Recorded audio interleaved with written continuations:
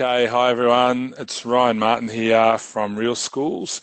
I'm taking over the airwaves this afternoon, and I'm really looking forward to the next little while and having a good discussion around the type of evidence that we're gathering in schools, and I suppose trying to create that bridge from data collections to improved instruction, as it is titled.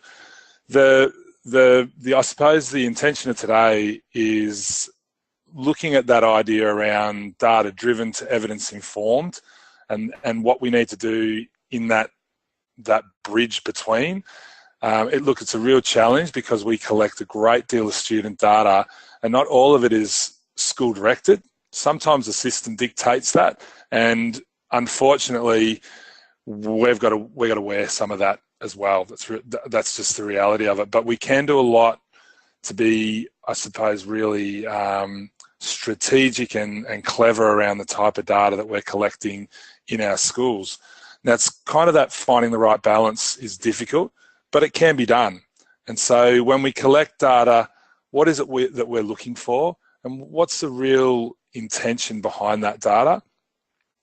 And importantly, we want to know what students can and can't do. I mean, it's just as important, I suppose, that we understand our impact, and is your teaching effective, and is the assessment that you're putting out there effective? And generally, when your kids are finishing off assessments, you'll get a really good, I suppose, glimpse at whether that assessment was a decent piece or whether it maybe needs some alteration, or whatever it might need, that tinkering, so that you're making sure that when kids are sitting down in front of an assessment, it's really a measure of what they can do, and they can demonstrate that in a really clear way to you as well. I suppose it's also allowing students to demonstrate what they know and understand. And again, the question that we've got to keep coming back to is, why are we gathering this evidence in the first place? I'm just going to get it to switch to the next slide. Hang on, let me just get that done. So the purpose of sharing this slide is that I suppose kids are pretty perceptive, and I suppose in many respects they can easily feel that idea that they're being over-tested. They're also pretty astute observers, and they know if you're being compliant with the testing. Sometimes we're asked to do some extra testing. You know full well that your kids are going to struggle with that extra load of testing, and for many kids they get very anxious about that process, and so they know, and if you're genuinely excited, which is not always easy to get excited about testing, but certainly if the kids understand why the testing is occurring and why that data is being gathered, you'll generally find that the kids will have a bit, and it helps for them to understand why we're testing as well.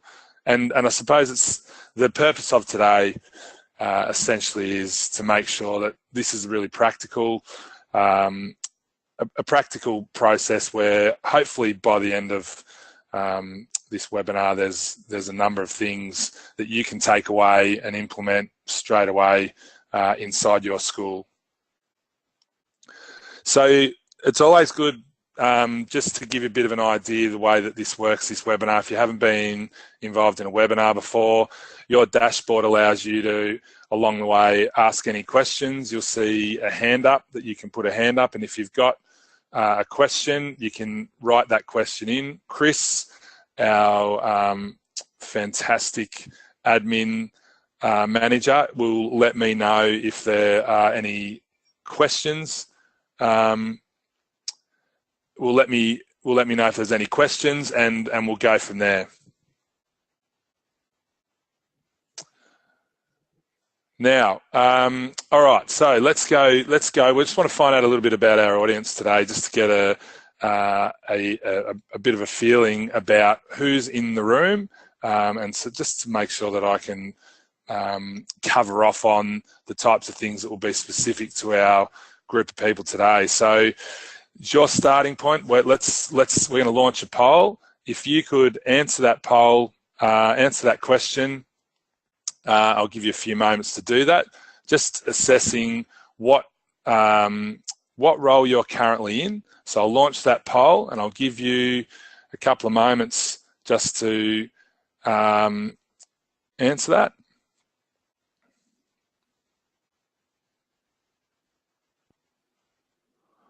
A few more minutes. We're nearly there.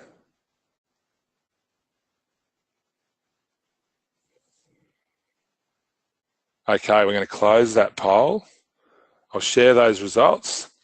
So definitely a couple of system leaders in the room. We've got some teachers, a few support staff. So I'll hide those results and open back up the screen again. So that's, yeah, really great. And thank you so much again for coming along today. I'm going to launch another poll here.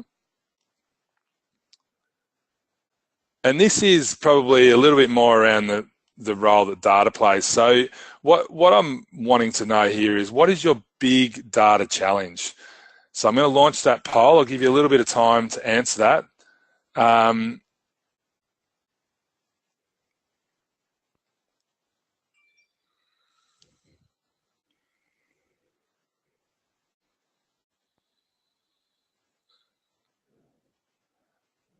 So there's a little bit of, no doubt there's a bit of thinking to do about this, because I'm sure you probably got a couple of answers here. Managing the volume of data schools are required to collect is, I know that that's a huge challenge, certainly in the schools that I've been working in of late. It's certainly one that's causing people to scratch their head, that discriminating between useful and useless data, and making sure that we're not testing just for the sake of testing.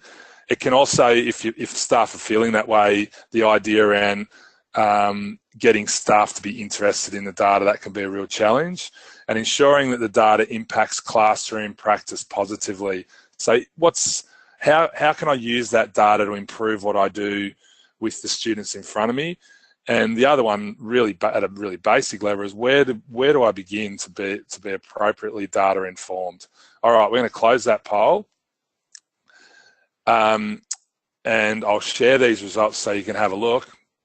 Pretty good spread, but I think that no doubt that ensuring that data impacts classroom practice positively, yeah, we'll certainly cover off on all of that today as we go through. So I'll hide those results and we'll get this. We'll get going. Now, if you've got along the way, again, any questions as we go, please use your dashboard and fire away those questions, and we'll try and make sure we answer them as we go.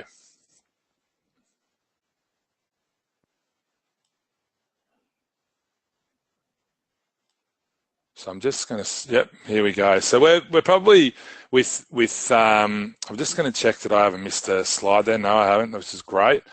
So there's a whole lot of stuff that we hear around data, and there's obviously that first part about where to begin to understand data properly. There's a lot of terms and norms and all that sort of stuff that we need to understand, because while they can be sort of odd words that maybe conjure up images such as norm from life be in it, we've also got stanines, which is another really important term, and then we're looking at bands, which, look, I'm really sorry, so we'll get past that one. But this idea that that this data dump, and that it's important that we understand those key terms, but we're not going to cover off on that today. I think that's something that you need to understand, so you can sort of assess where your students are sitting against a reference group of kids that might be a national sample, and that can sometimes give you a really nice glimpse of where your kids are, but it's not always helpful if you're working in a tougher environment where a national reference sample is probably not going to be that helpful. What you really want to look at is the type of acceleration and impact that you're having with those kids. So the data dump, look, I've been banging on about data for a while now, and the amount that some schools are collecting is ridiculous. Now, and I think it probably leads to a level of fatigue. Now, not because I don't believe in collecting data, but because I know we can be smarter about what we collect and how we can support it with some really powerful learning information that is all about the student and who they are and how they learn.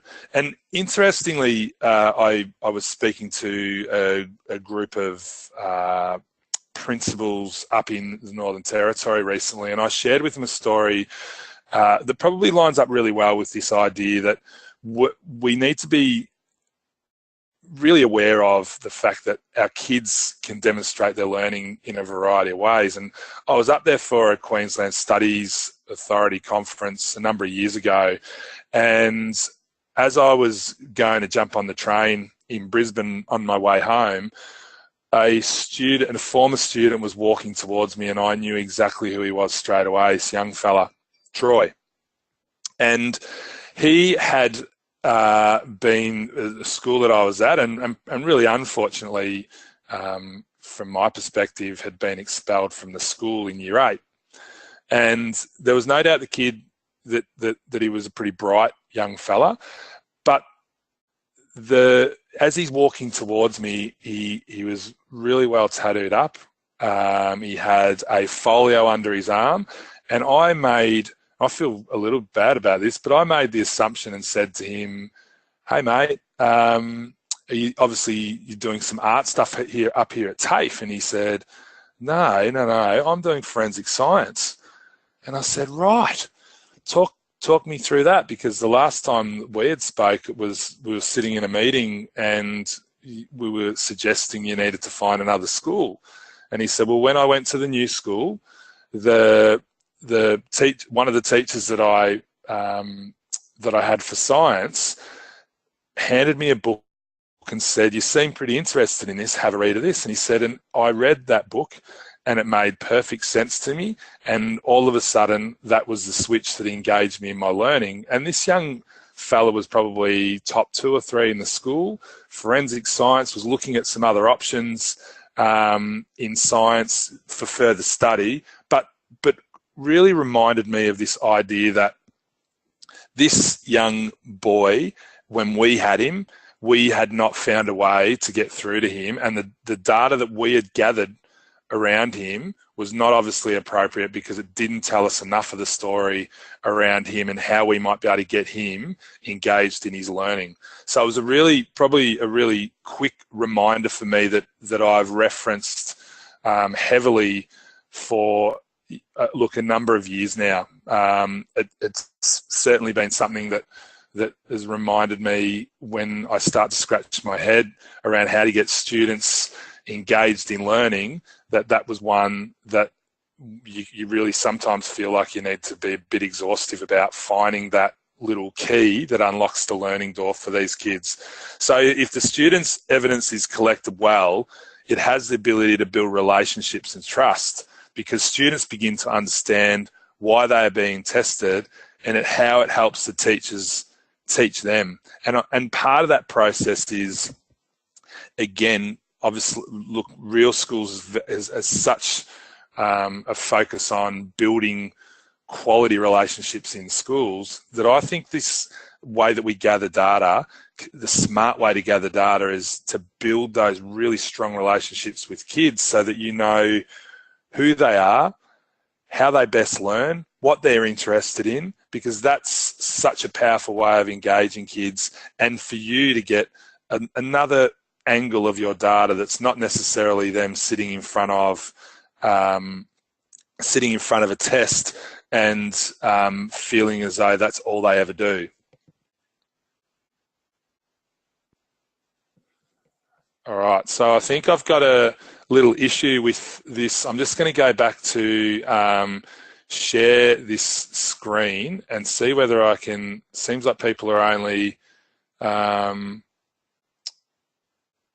So I'll exit and I'll go back, and we'll see whether we're getting any luck here, and I'll see whether Chris can let me know whether we are getting more than just the screen, the first screen at the moment. We've got it. All right. So maybe I might just go. Oh no, look, I won't. I'll click past this one, and we'll keep going. All right. So look, it's probably pretty. Well, look, if you've been watching any sort of TV at the moment, you'll know that the block has featured really heavily on our screens. Now, the reason why I've used this as an example and the purpose around the right data at the right time for the right reasons is because when you think about the process of renovating, and if any of you have renovated,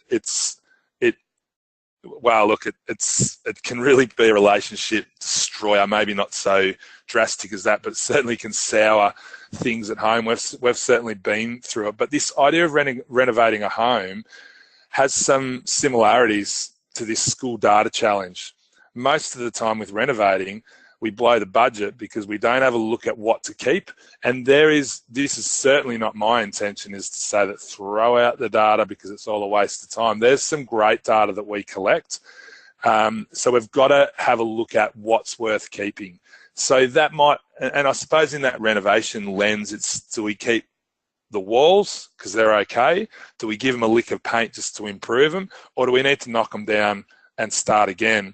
And I think the idea of working smarter, not harder, sits really comfortably in this space as well, because when we want to make sure that our staff, that we're really clear to our staff that this is working, so we're going to keep this, and it's a really great way for us to measure the impact that we're having with the kids and how the kids are doing. This test here, it's not really a good fit, but maybe if we use it at a particular time in the year, that's going to work really well for us, for the kids to be able to display their learning and us get some feedback about the work that we're doing. And then there is going to be the stuff that, quite rightly, is just not, it's either repeating what you're already doing, or essentially it's just not really giving us what we need. So I suppose some, the idea that that we don't necessarily always need to be thinking about the house needing a complete overhaul. So in schools, we often collect more data rather than evaluate what is the most powerful data. So we might need to get rid of some, we might need to improve the use of others, and adopt new, more powerful evidence tools that are out there that can give us what we need. And I suppose what why I go back to this is the right data at the right time for the right reasons. And this has been an obsession of Adam and I about engaging students, and we can if we collect the right evidence. So I used the block analogy, but I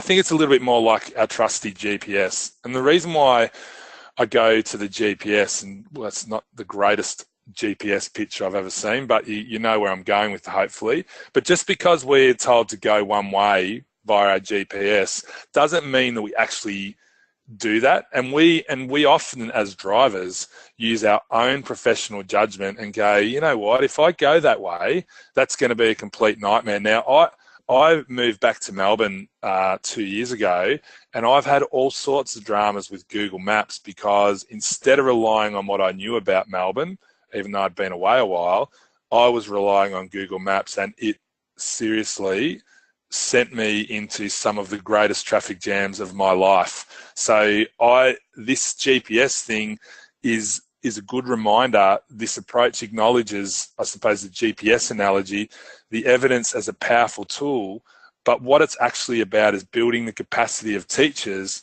and leaders to follow a consistent process where their collective experience is valued as they problem solve individual and group challenges. And there's quite a number of examples of schools that I'm working with at the moment where they've used powerful evidence or data tools, as well as the expertise of staff through these, I suppose, these evidence-informed teaching teams that they've established.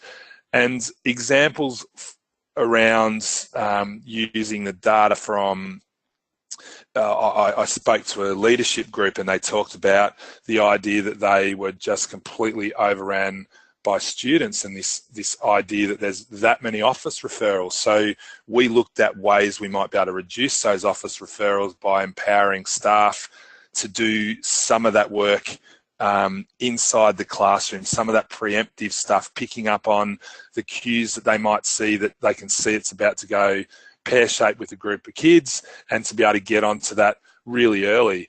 There's another school that we're working with in the Northern Territory where they are using data and showing the kids exactly what that data is telling them about their performance, and the kids are sharing that information. They're sharing that information with their parents through three-way conferences, and it's a really powerful way of engaging parents in that learning process as well. So we're going to have a look at a couple of models today, and what does this process, I suppose, look like, because we can get teachers moved and inspired by the evidence, and then they start to understand what impact they are having. And that idea of tracking learning to inform their teaching right through the learning process.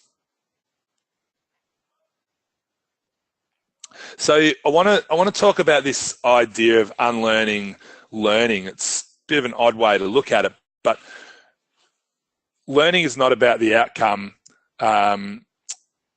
as much as it is about the process. And when we get the process right, we'll much more likely to get groups of teachers willing to get involved in this collaborative type activities, because essentially there's a clear process. People are encouraged to have a voice. There's an activity that sits behind it. That activity requires people to interact with each other, which builds really nice working relationships. There's a team element to it. And remember, this repeated process and behaviour then develops a really nice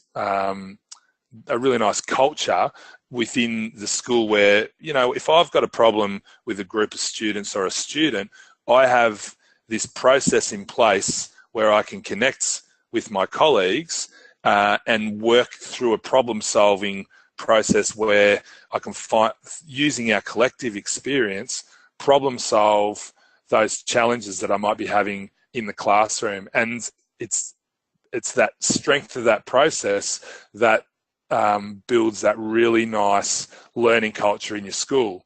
Now, there's some great models and processes that can support schools to develop those powerful evidence-informed teaching teams. What I've really loved some work that I've been doing around these accelerated improvement cycles, where the process is short term. Often when we put in place, we gather data and then we look at the data again down the track, whether that's a term thing or a semester thing, or maybe it's a year. Often if goals are set around that, the focus on those goals can be a little diluted over time because teachers get busy, they've got other priorities, and so what ends up happening is that goal that was set based around the data loses some of its impact over time. And so these accelerated improvement cycles are short term and they're sharply focused, but they allow teachers, because it's such a, you know, between 2 and 4 weeks, allow teachers to keep an eye on the prize, I suppose, in some ways. But the model that I'm going to look at today, and we'll step through this in a moment, is this co-inquiry approach, which is a really flexible approach and builds all these really great collaborative skills. It involves between 2 to 4 people, and the reason why we use this the idea that it's 2 to 4 is obviously we want more than one, but when we do, the research points to the idea that groups around about the 4 participants get get the most out of those groups, because there's not too many people, but there's not too few, and there's still that ability to share that collective knowledge as well. So 2 to 4 people, the great thing about that is that this co-inquiry process, it questions practice. So it's open to question things. You know, sometimes we in our classrooms do things because we've always done them that way. And this process allows people to question that practice. It analyses the evidence and it reflects on what is working. And so it's not okay for teachers just to say, yeah, well, this works. There has to be an element of prove it. We want to see that it works. And is there some research behind this stuff that you're doing in the class? Can it be backed up? What isn't working? What could be done differently? And that's when you can, again, have a look at what's out there, best practice, whether that be via, I suppose, via the research that sits out there as well. But why I like this process is it involves, I think it's a really inspiring way of working, because you get to work with others who you're sharing what's working and what not. It can be a bit provocative because it's open for people to challenge some assumptions or some old practices that are occurring, and it builds relationships and that idea that we are all in this together working with the kids. So I'll step through. So these evidence-informed teaching teams is how we're referencing what's occurring with them. But essentially, when these teams get together, it's about providing evidence, and that's informing the work that they're doing with their groups of students. So whether it be personal evidence about the kid, so about a student who it might be what they're interested in, what's going on in the background at home, what are their hobbies, what have we seen before that has allowed them to show give a really clear display of their learning, and can we use that evidence along with some data that we've gathered to create a really nice learning story for this student or a group of students, so that we can then plan in a way that's going to have the greatest impact for those students. So the process looks a little like this. So we choose a target group. So we use evidence that we've collected to establish the needs for this group, and what students,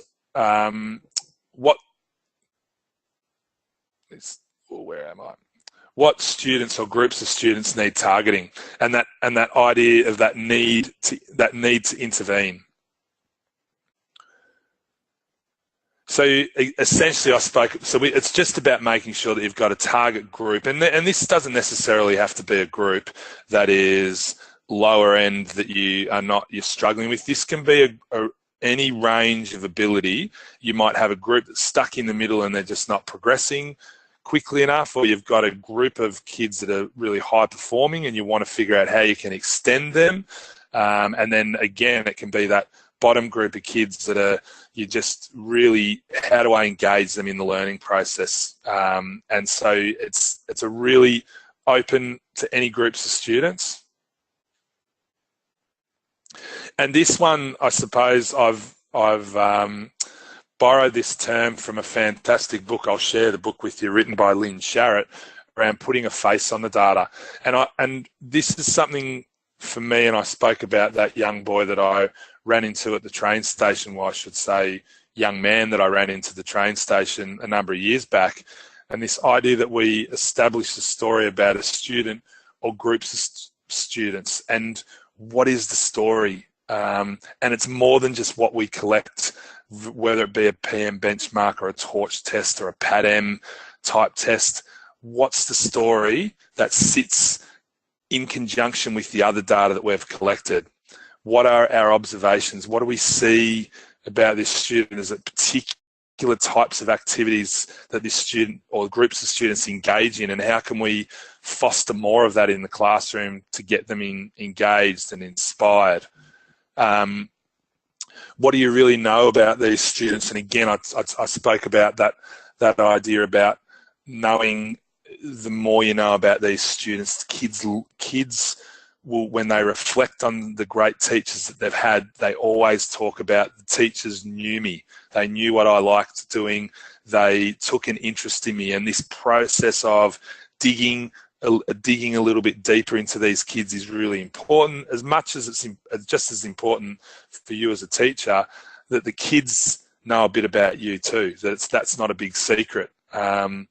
And how does the data, so we use that data support these other observations and the knowledge that we have about these kids, and then that ability through these teams to share what you know with colleagues, because you want to give them a really clear idea that you understand your kids and that you've got a range of data to draw from in order to put together that learning story.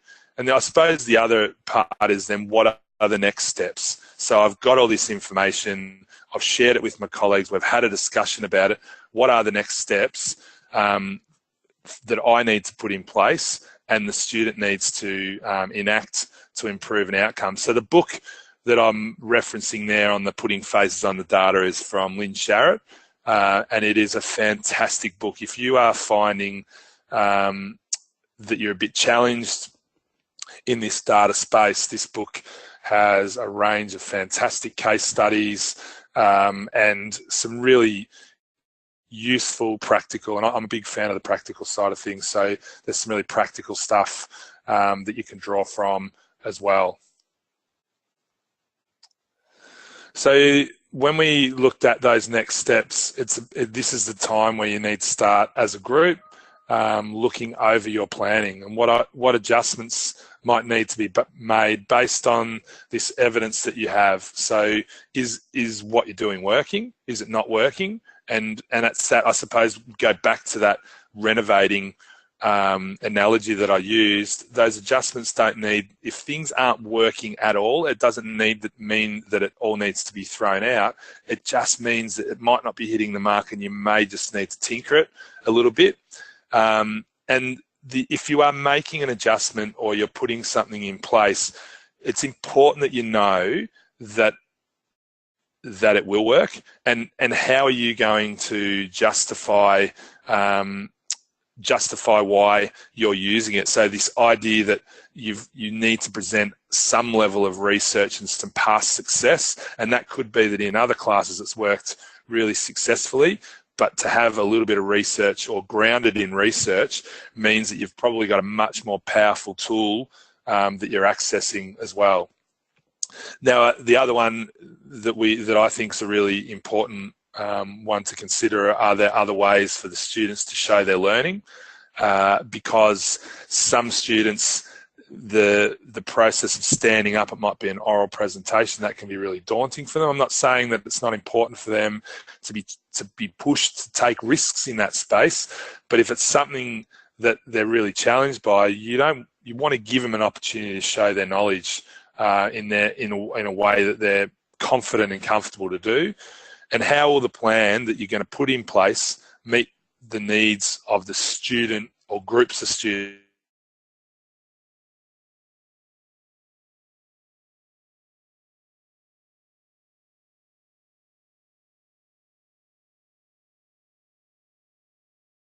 And then I suppose because we're working in a collaborative way, this evidence-informed teaching team and this collaborative approach is that as we build from an activity to that teamwork and then building those relationships, that people giving you feedback on your plan, good, bad or indifferent, is not going to be so challenging because those relationships have been formed through this collaborative approach, and it allows people to feel a little bit more comfortable about hearing that maybe that's not that might not work, or maybe we need to rethink that prior to it being put in place. And then this idea of commitment to action. I love this idea around commitment to action, because often in our classrooms we work in isolation. We can, if you're struggling for that collaborative type feel in your school, and that isolation thing means that when you put something in place, it's just you putting it in place, and when other things get in the way and you've got other, I suppose, other agendas or other priorities that come up, that those goals that you may have set or those plans that you've put in place sometimes get pushed to the side because those other things get in the way, or it gets really busy. But the idea of committing to action means that because you're working in a group and it's that those evidence-informed teaching teams, your commitment to action requires you to say, or to tell your team how and when these teaching plans are going to take place with a student or a group of students, and that team are the people that will support you, and they keep you honest. So when you meet, they will be checking in, and you'll have to provide feedback about how it's going and whether it's been successful, and how you know that it's been successful, because I had a really interesting conversation a couple of months back, and I said I'd been looking at some literacy data, and I said, look, there hasn't been a lot of growth for these kids. And the teacher said, well, I disagree. And I said, okay, well, I'm really open to find, because I'd love to know that these kids are moving along the way we were hoping. And so we got into a discussion about what was going on. No, I can tell the kids are learning. And I said, yeah, but the kids are really enjoying the class at the moment. And I said, that's all great.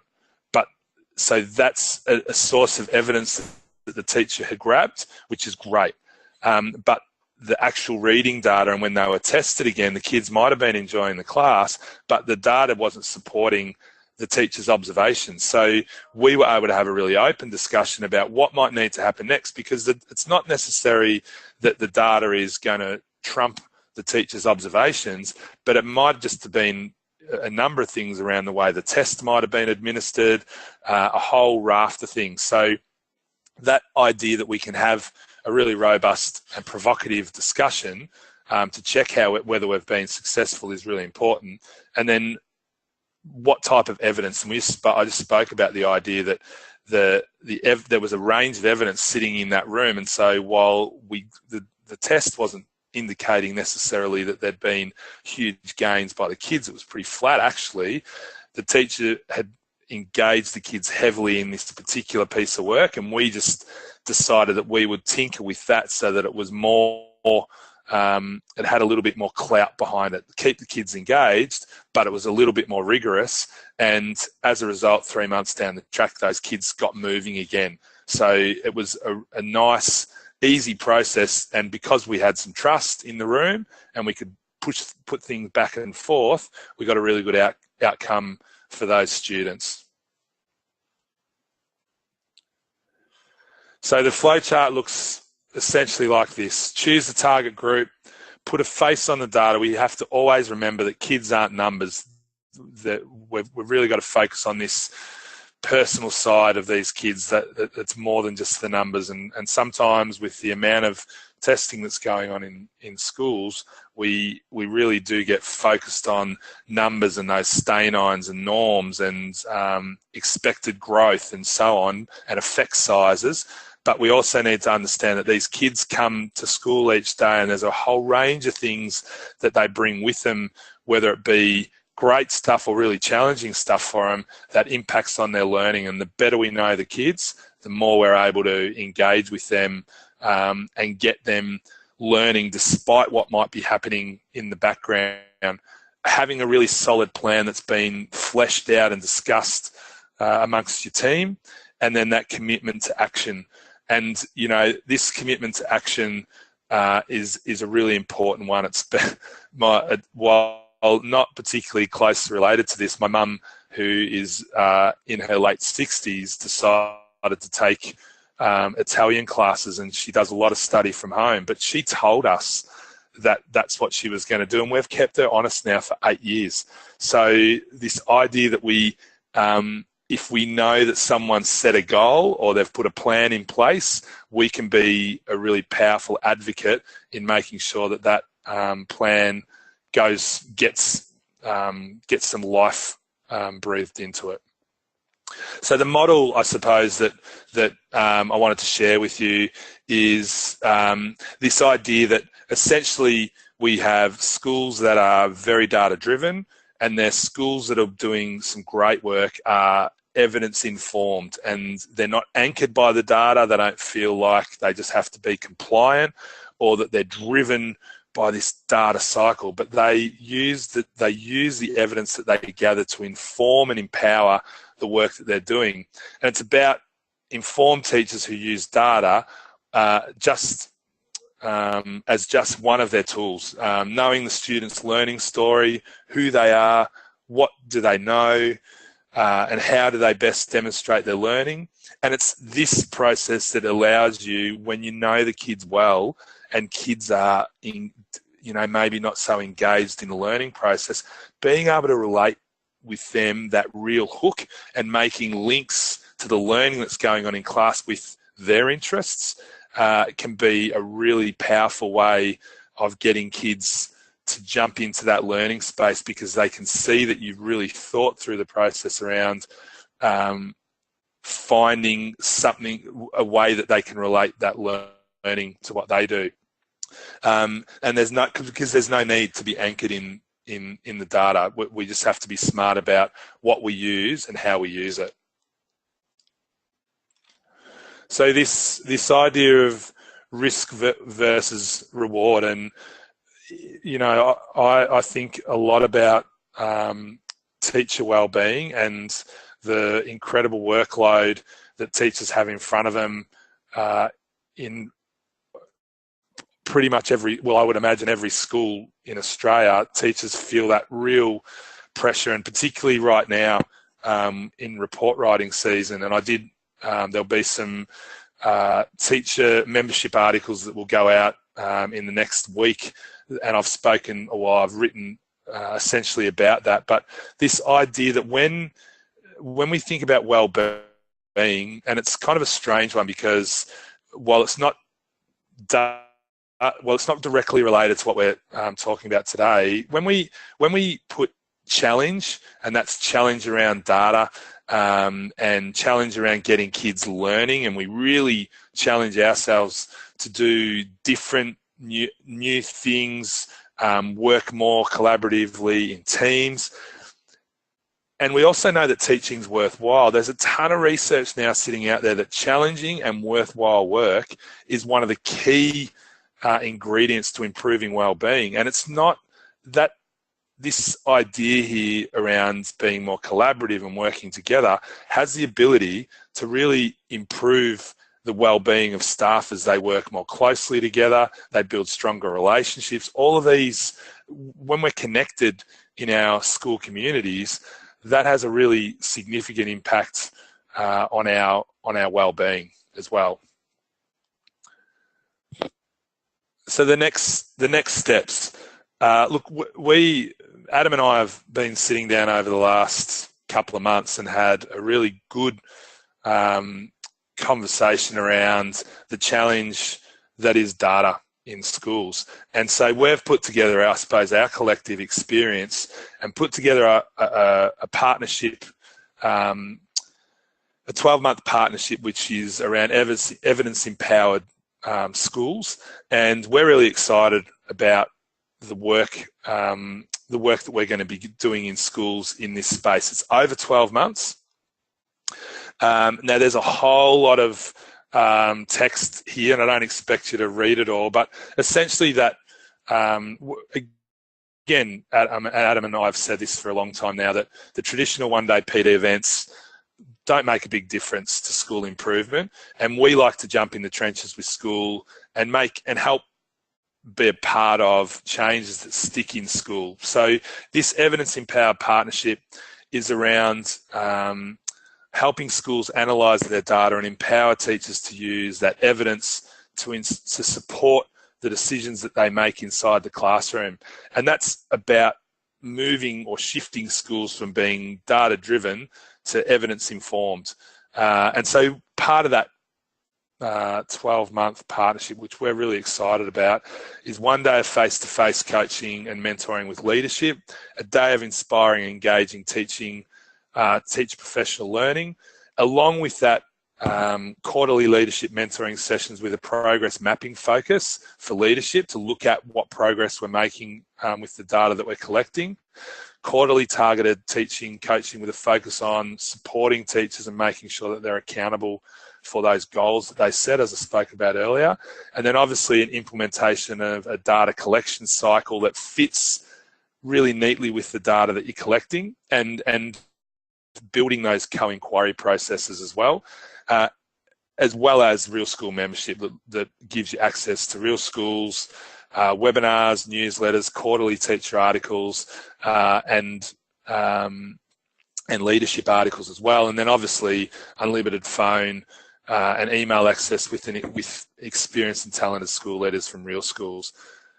If you're interested in knowing more about that, you can certainly on your dashboard click on chat and we will get back to you as soon as possible. I've written a white paper about this evidence-informed approaches in schools, and that is available as a handout as part of this session as well. So if you are interested in reading more and getting a bit of an understanding of where my thinking and Adam's thinking is in this space, I'd love you to read the white paper.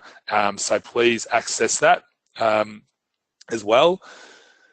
You don't have to take our word for it. There's lots of schools that have been lovely enough to give us some really great feedback. And if you, the other one I just wanted to mention, that if you want a copy of these slides from the presentation today, if you just put slide in the question box, we can get that slide, the slide deck to you ASAP. We had a couple of teething issues this afternoon getting that out, but between Chris and I, we'll get them to you as well. And next month, we have a guest host, which is Amy Green, the CEO of Green and Growing Education. And I'm really excited about this one because I spoke about this idea of teacher wellbeing and the challenge that sits there amongst all the things that we do as teachers. So this idea of making sure that teachers run their day rather than the day running them. So that'll be fantastic. And that's Thursday, the 16th of November at 3:30 p.m. Australian Eastern Standard Daylight Saving Time. So encourage you to sign up for that. We'd love you to be involved in that as well. And the next steps, you can request a copy of the white paper. I don't know why it's going in this order. I do apologise. At least download the slide deck as a reference tool. And then if you want us to make contact with you, you can just write chat in the question box. And we would love to look at what's potential and what's a potential way that we might be able to work with you and help you with the fantastic work that you're doing in your schools. And again, just our contact details around helping schools build great cultures through leadership and behaviour management and restorative practices. And obviously now that empowered evidence partnership that sits there as well. So if you want to get in contact with us, you can on info@realschools.com.au or 1300 789 422. Again, thank you so much for joining us today, and look forward to hearing from you in any way that we might be able to support you and see what's possible. Thanks, and have a fantastic afternoon.